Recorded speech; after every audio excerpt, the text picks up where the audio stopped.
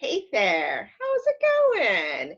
Well, I've had a whole lot of questions about our virtual events and intrigue and curiosity.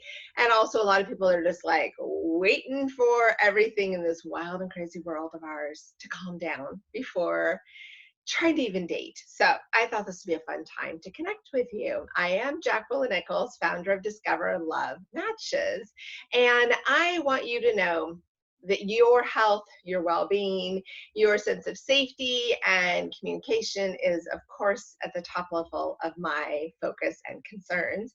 I also want you to know how passionate I am about keeping people connected.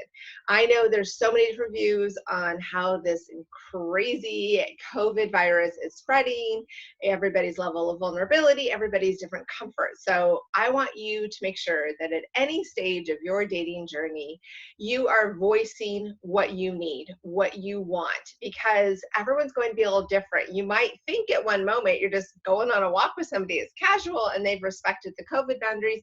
And then before you know it, they're wanting intimacy or kissing or hugging, and that really wasn't where you were at. So I wanted to stop and really pause for a moment and let everybody feel good, heard, validated, respected for where you each are individually at. Now, that being said, you might be at one place, but the person you're going on a date with or communicating with might be at a whole nother place.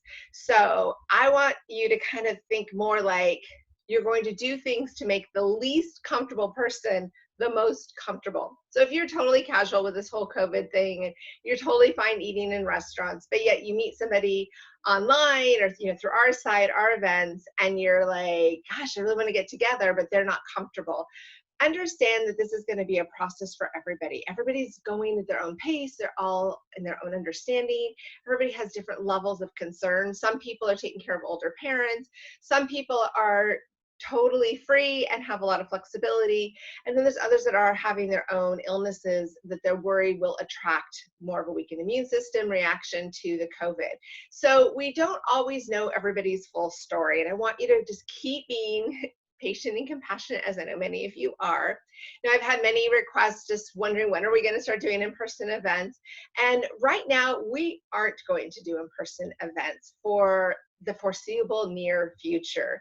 And that isn't to say I don't believe in getting together. I honestly, when it comes down to the nitty gritty, I absolutely do love the virtual events. I know it's not the same as laughing in a room and everything, but they're more efficient, more effective. Everybody gets their voice heard. The other part to it is I do not want to have any liability of bringing a group of people together to later find out they got exposed to COVID from either somebody in the group or the restaurant or anything they had to do to be in that location.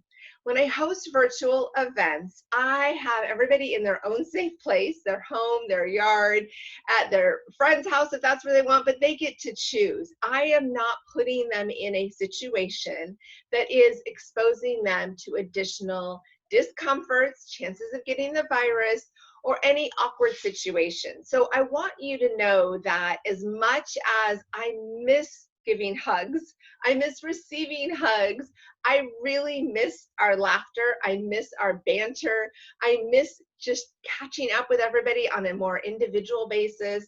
I miss all the yummy food and my bubbles that I enjoy when we do happy hour somewhere together. But in the long shot of all of this, the big scheme of things, I want you safe and healthy and happy and comfortable and feeling respected. I mean, I haven't even seen my daughter in California throughout all of this. And I was telling her how much I want to visit with her. And she's like, Mom, if I can't see you for a while, it's because of giving you less opportunity to be exposed. So we have to remember these things. We have to step back and understand that we're doing this for all the right reasons. They just might totally suck right now because we want to be together.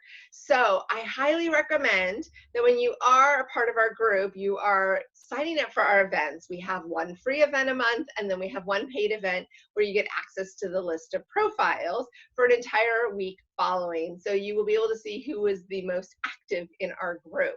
So when you're at discoverlovematches.com, you can read about all of our membership programs, all about our events, but we're very exclusive. We're very much choosing to spend our time with people invested in the program, doing the homework, showing up and participating, people that we've pre-approved. You can meet anybody, anywhere, on any kind of site that nobody knows if they're quality or not. But when it comes to the group that I prepare and represent, I want to know that I'm bringing the people that participate the best of the best people for them to meet.